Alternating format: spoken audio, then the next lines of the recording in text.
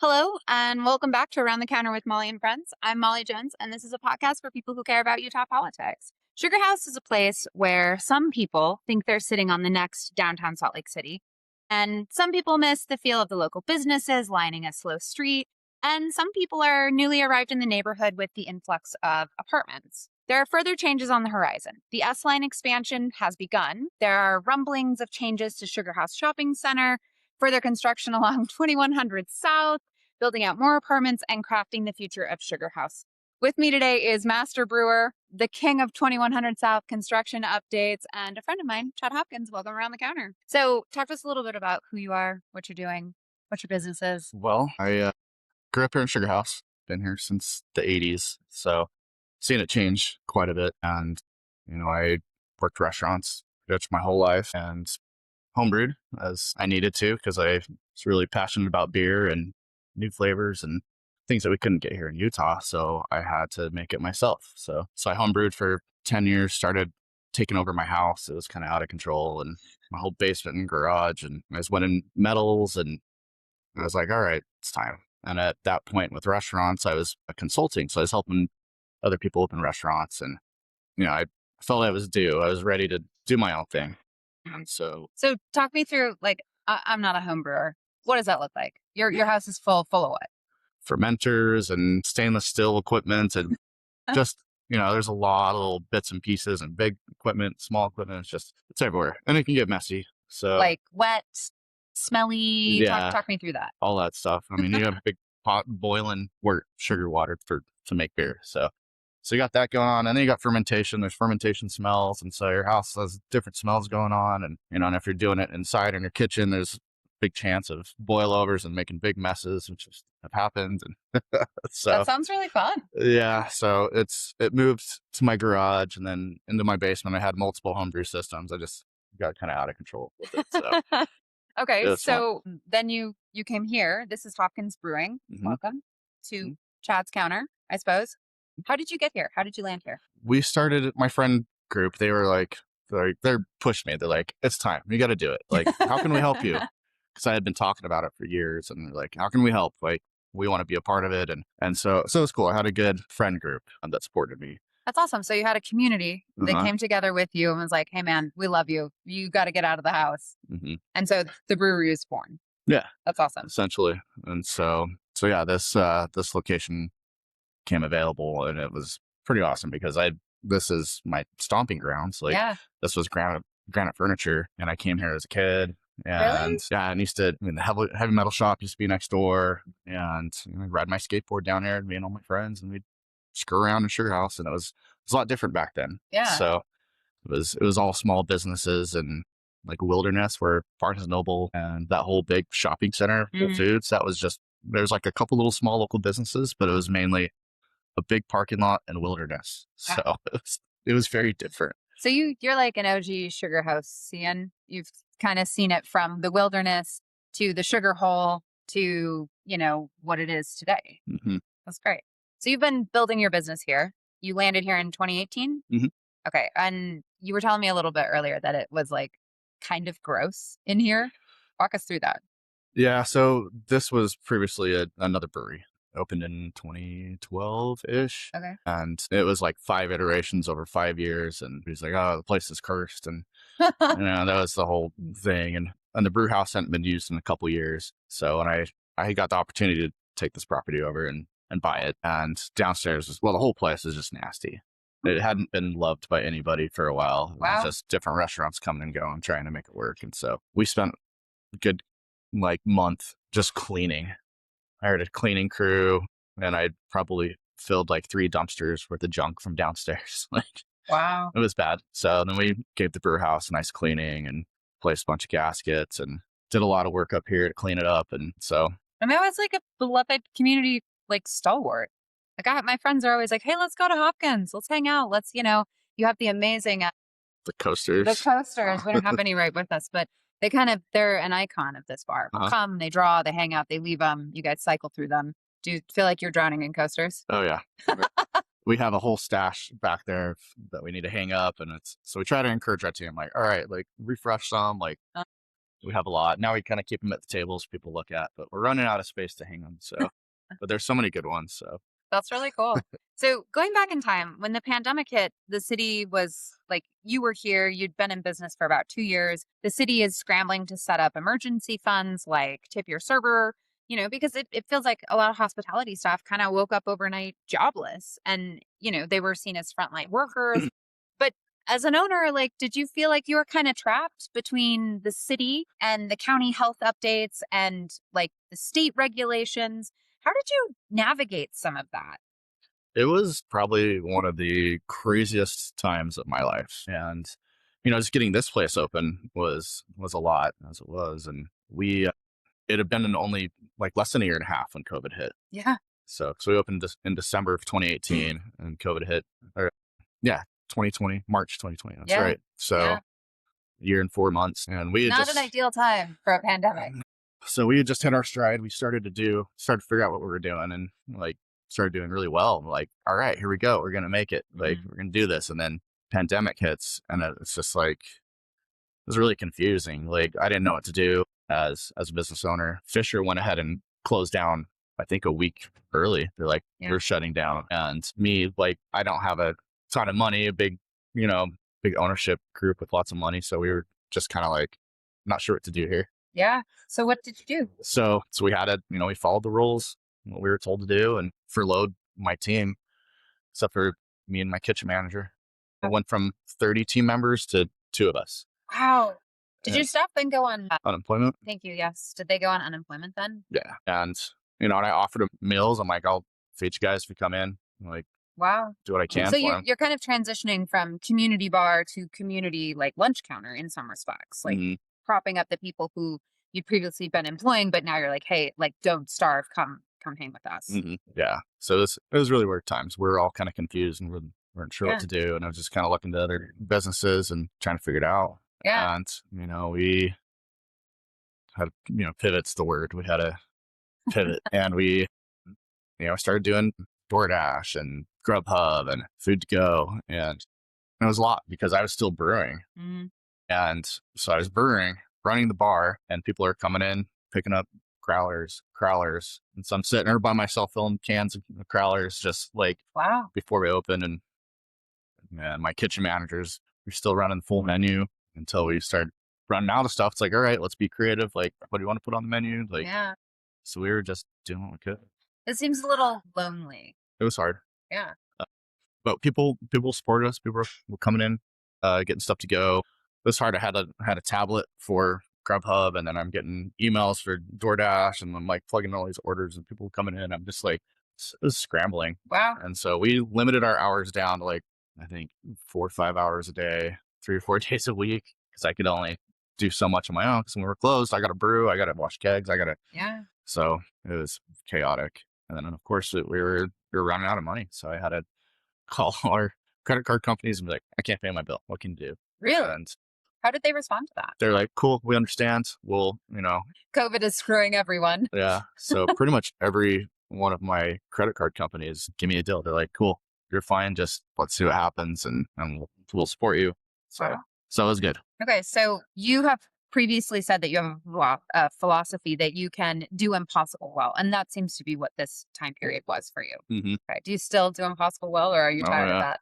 No, I feel like it's just constant and constantly fighting to keep this business going, keep it alive. And we've watched Sugarhouse. Since we've been here, I've watched businesses rotate through McClellan Street constantly, over here and across the street now. Yeah. It's just So, some of this is a little anecdotal, but the following businesses I think are the ones that you're talking about here. So my own business, Quarters Arcade Bar, directly across the street. I'm one of the owners of that.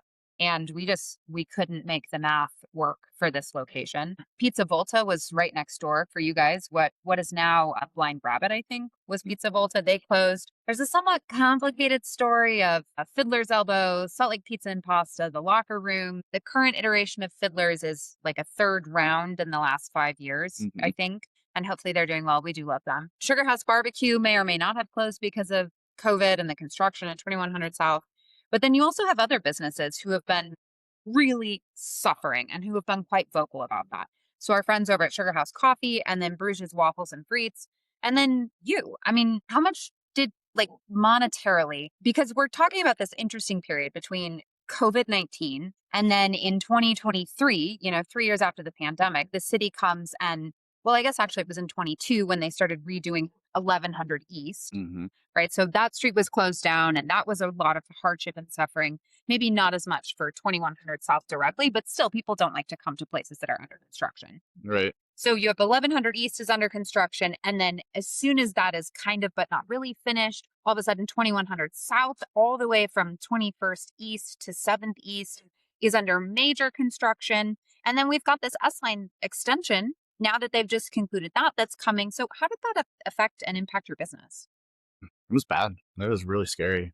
I mean, and to kind of back up a little bit, like Sugar House, I've watched when we moved in here our first year. I watched at least 3 or 4 other businesses close down. Before Pizza Volta, it was Mellow Mushroom, and their rent was so high. They begging their landlord, "Hey, can you drop our rent?" They were busy, but their rent was so high they wouldn't budge. I know what So that feels like. yeah, but I've been there too. So on McClellan Street, we watched multiple businesses just come and go, come and go, come and And go. McClellan also experienced some construction. Like, the city Mhm. built some interesting curb outs that I'm not sure I understand. They seem unused, and they seem to prevent parking, which is also an issue that your customers complain about. Mhm.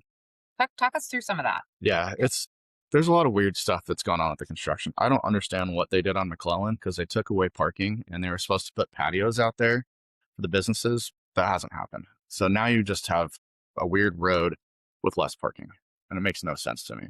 And as a business owner, like, that's hard for you. Yeah. And So do you feel like that's the intersection of city government trying to do something good and failing? Or is it that the city government is not thinking ahead? Like, talk us through how you feel about that. I don't think they're really thinking ahead because that we didn't really get any input on what was going on over there. Nobody really talked to us what was happening. And they even dropped the parking from 2 hours to 1 hour. And we had other businesses, we got together, signed a petition. They're like, "Hey, give us our parking back." And already 2 hours is hard. I left my car out there once all day. I got 2 parking tickets. And I'm like, okay, guess I won't park there anymore. Yeah, But that's hard. so Who joined you on that signature gathering? one of the massage therapists upstairs next door, Yeah.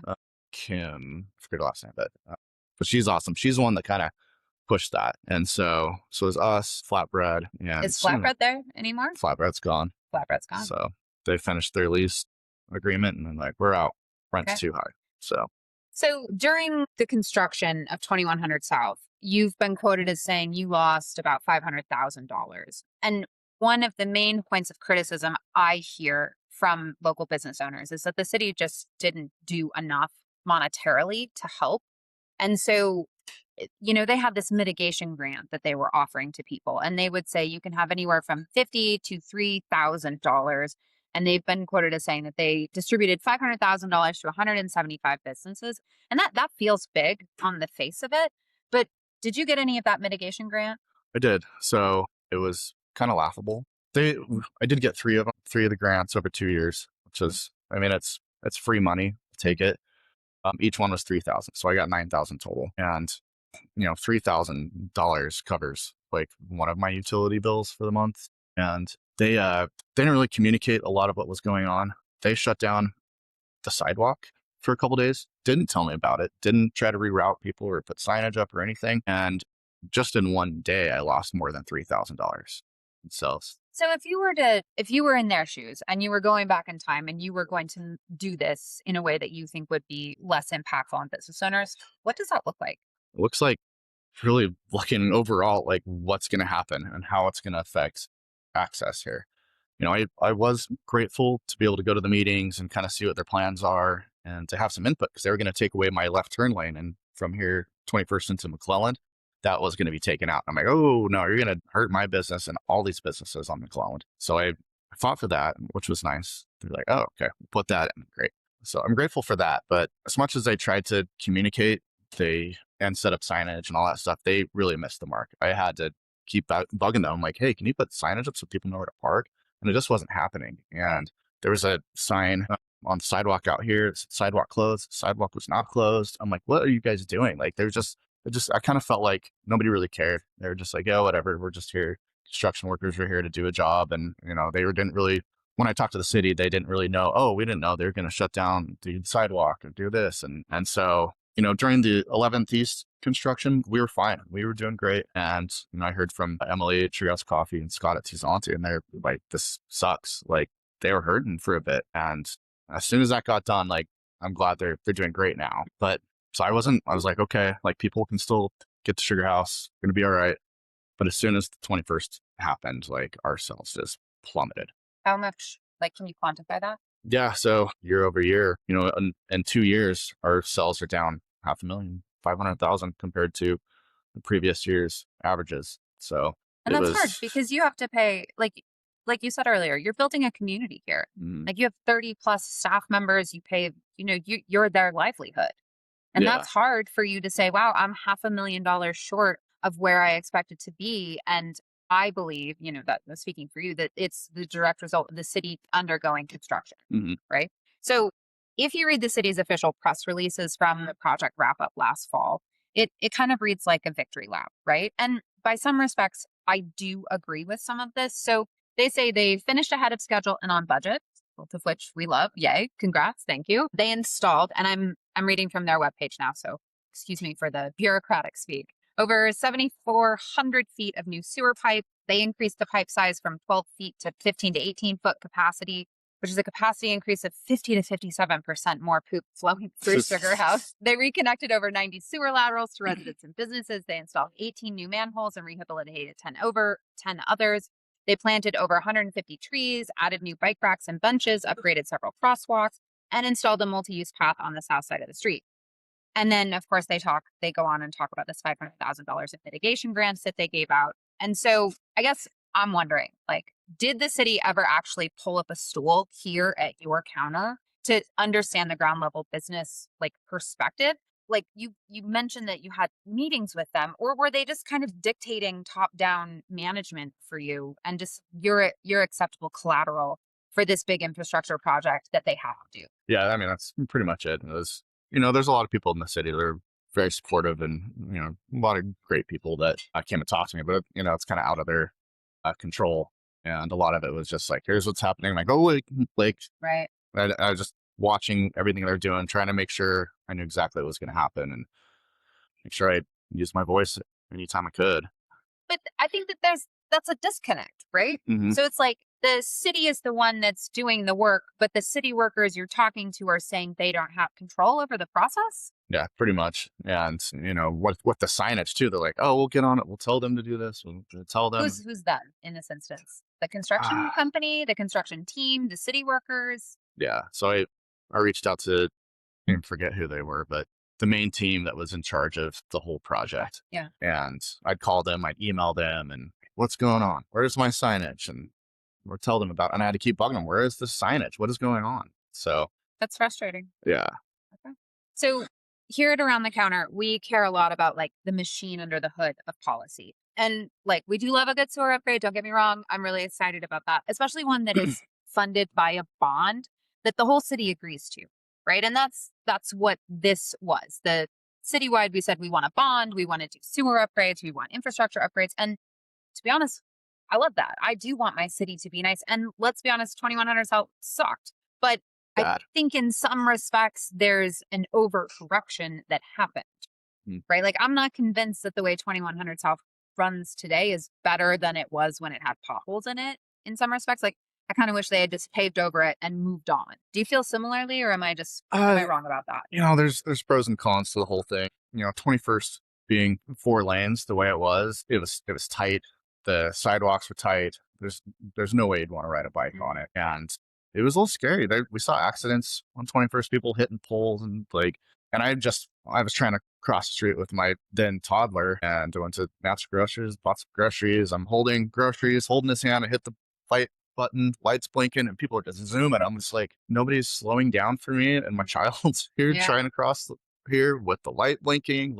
So I was really frustrated. I'm like, people need to slow down. Like, it's 21st South. So then by that metric, this is a good fix. It was a painful fix, but the end result is a good result. It is mostly. Okay. So with the original plans, I got to put some input. I'm like, definitely need dedicated left turn lanes, dedicated right turn lanes, dedicated bus areas. And, that happened, but it's still kind of funky. I feel like there's some refinement that could go into it.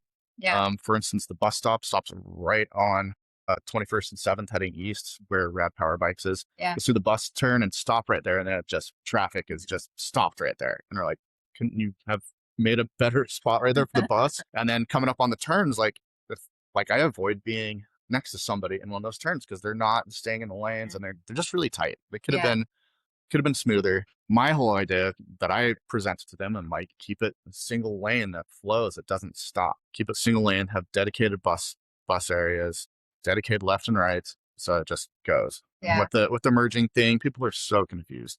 People go over the little crosswalk bump and then they'll just sit there. They'll stop. I'm like, and you're talking, because what happens with 2100 South is you come off of 21st East towards 11th East. It's 2 lanes each direction. And then right in front of Hopkins here, it merges down into 1 lane each direction. And then right around the McDonald's at roughly 900, it merges back out into double lanes both directions. That's what you're talking about, that closing and opening spot. mm-hmm.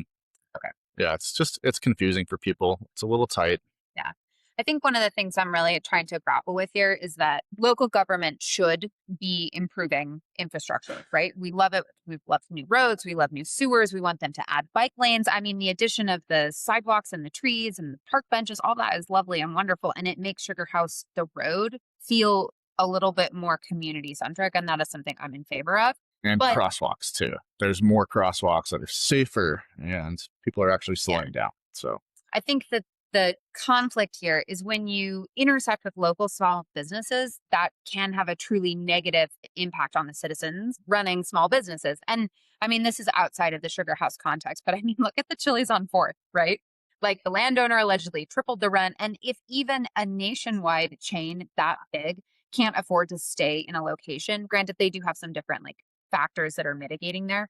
But I think it indicates that the very beating heart of Sugarhouse, which is mom and pop shops like this, they're supposed to survive. And when a national chain can't do that, it's kind of a miracle that you are still here in some respects. And kudos to you for surviving. So I guess one of the things I want to talk about is do you own this property or do you rent? I wish I owned this. Okay. Yeah. Okay. So it's a big building. So okay. So you're likely on a commercial lease, and mm-hmm. Most businesses around here are on a triple net lease. Are you on one of those? Yep, I'm on a triple net, and they raise my rent every year, no matter even though we broke even last year, we are break even, and I've asked them can you lower our rent so we can pay our bills and stay here? No, it's in our contract.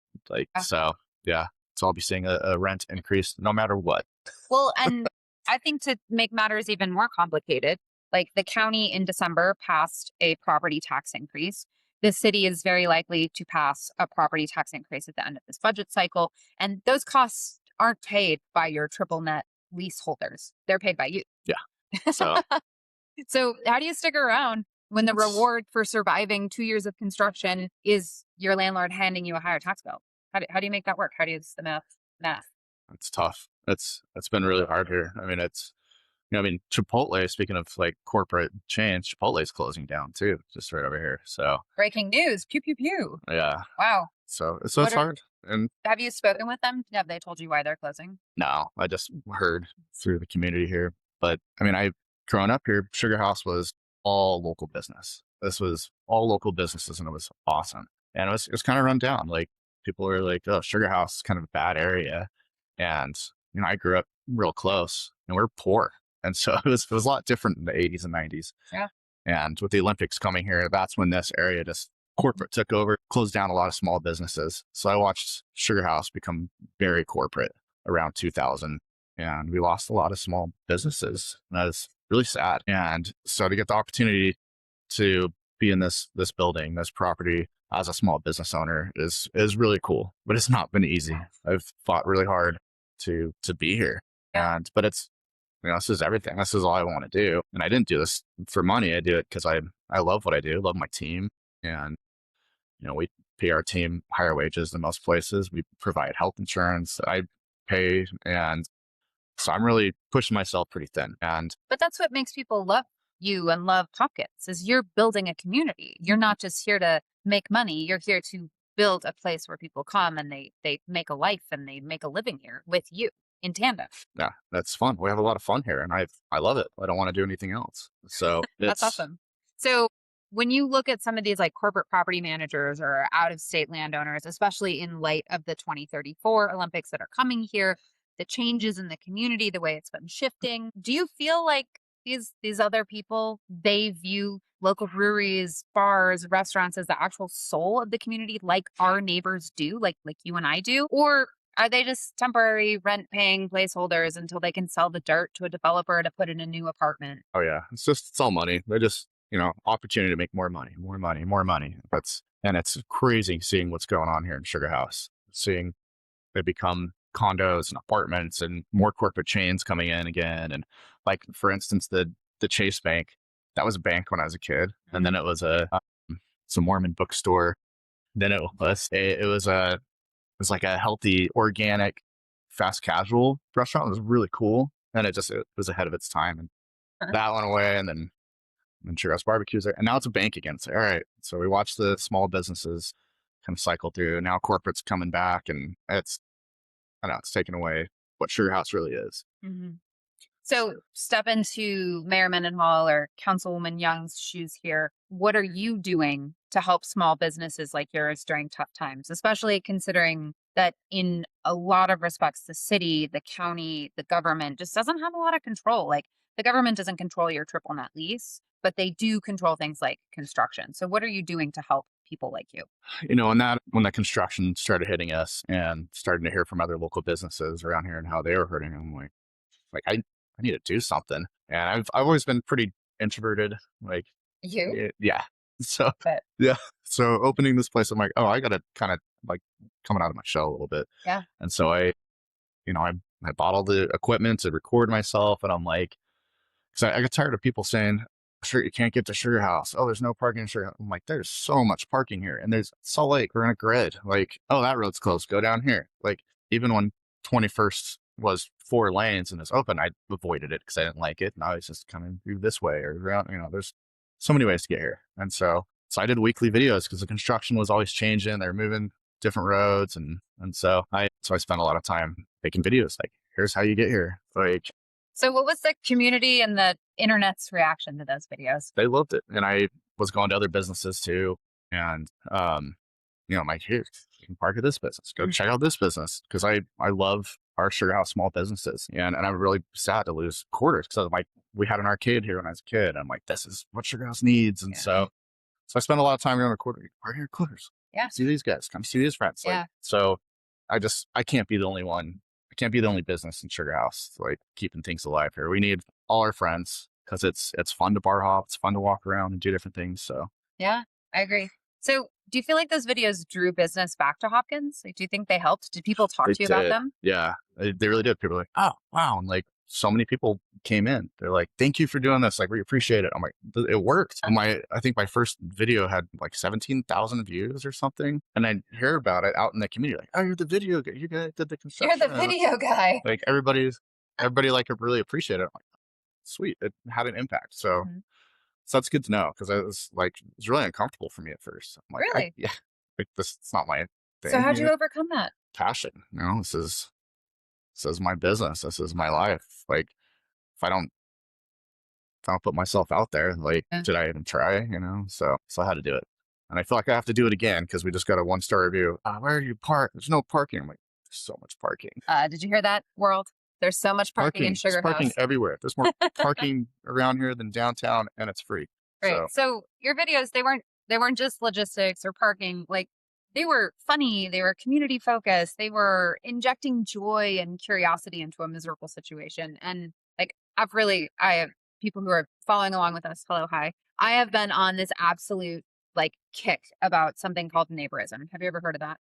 no, It's this idea where if you are a good neighbor and you don't like, you have a disagreement with your neighbor about politics or, for example, I have a wildflower front yard and the guy directly next to me has like a putting green. Like we don't really nice. care about those differences because we live next to each other. So do you remember back in 2020, there was this huge windstorm, right? And it blew down like entire trees into the city. Like the park was just literally 100-year-old trees It's on their crazy. side.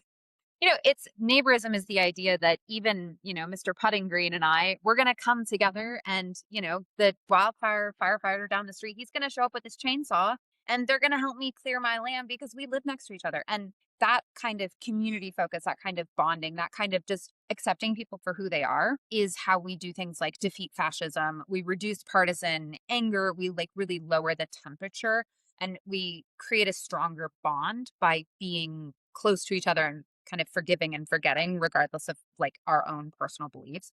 And I feel like in a lot of ways that's what you were doing, but on a little bit of a grander scale, right? Like you're creating neighborism within a business community, not just within a neighborhood community. And so I just really feel like you embodied that mentality in these videos. And for me, in a lot of ways, I was looking at that like, man, it's so cool what you're doing. And it feels like kind of tangible.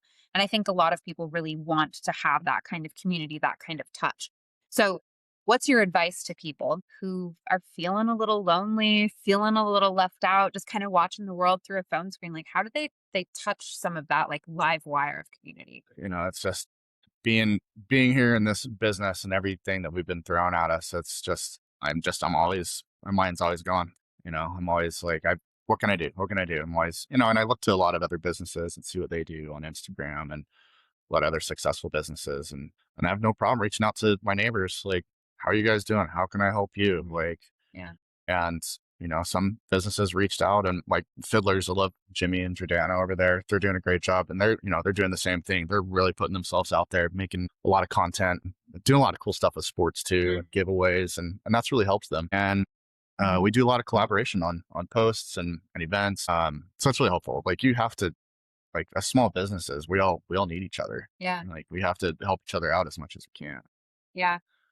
I've been seeing just in the last 24, 48 hours, the World Cup has officially started. And I just felt like I could see, in the Midwest, they've got all of these international teams, the best in the entire world, are kind of being located in small Midwestern college towns.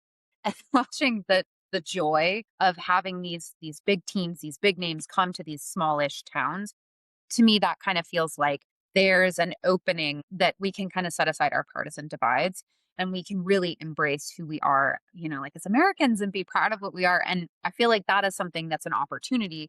I was looking at Jimmy and Jordana's work yesterday. Jimmy was out there talking about this big World Cup giveaway, which I'm going to win, by the way, Jimmy, coming for you, bud. And so, I think a big way that people can tap into some of that community is by showing up.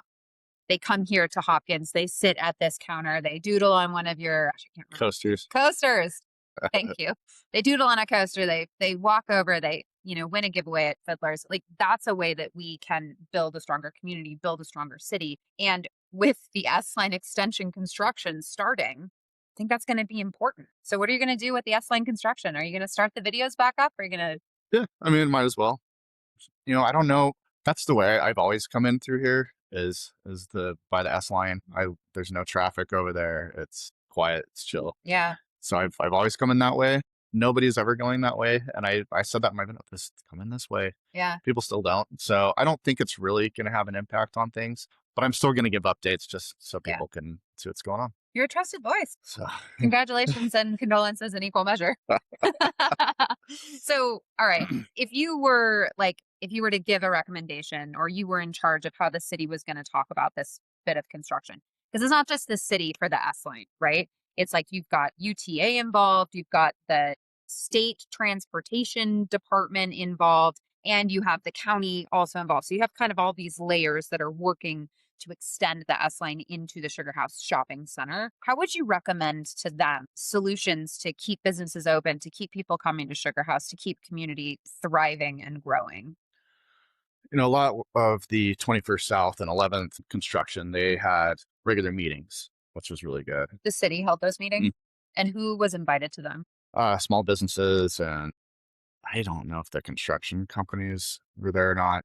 It was a few years ago. There was a lot of people that came to those, which was good. But I think all these groups need to get together and invite the small businesses. And hey, we're having a meeting, and we used to get email updates, flyer updates. That was good. Yeah. they just missed the mark on a few things. Okay. So if I understand what you're saying, the city did a good job, but there's always room for improvement. Right. And we love a good iterative strategy. So like let's iterate. Okay. Yeah. Just the details were missing, and that's what really hurt us. So our final question is, how are you finding joy in your life right now? Because so much of the world feels kind of sad. We need joy. What's your joy? I'm a busy guy. I'm the sole owner here. It's just me. So I have a great team though. So really grateful for my GM, Maddie. She does a lot for me. Keith, he's running around here somewhere. He's our daytime weekday bartender. He's awesome. So in our kitchen, we get our whole team just kicks ass. I'm really grateful for them. But I'm busy as the sole business owner. I'm our social media marketing manager. And so I do a lot, but I'm also a dad and I have a lot of hobbies. And so it's just busy. I'd never have a dull moment in my life. And it was about a motorcycle. So I'm like I'm 45. I think I'm ready for a motorcycle. And so no time like now for a good midlife crisis, you know? yeah. So well, and you recently have you just had this beautiful Volvo you sold that you've been refinishing. Like, does that bring you joy? Yeah, that was fun. And in fact, the guys that bought it are from Phoenix. They came up here and the guy was a beer nerd. He's like, oh, come to Brewer. I'm like, cool. And so we hung out here and had a couple beers. And then my buddy that had the motorcycle, I wanted it. He's like, dude, I'm ready to sell the bike. And, I'm sitting there with the guy buying my Volvo. And I'm like, perfect. Bring it down. So exchanging one for the other. Yeah. That's awesome. Great. Well, Chad Hopkins, thank you for joining me around the counter. And thank you for listening today. We'll be on summer vacation next week, but back in your ears the week after. You can catch Around the Counter with Molly and Friends on Substack, YouTube, Spotify, Apple Podcasts, or literally anywhere you want to get your media. We air on Sugarhouse Community Radio Sundays at 8 p.m. and Wednesdays at 7 a.m.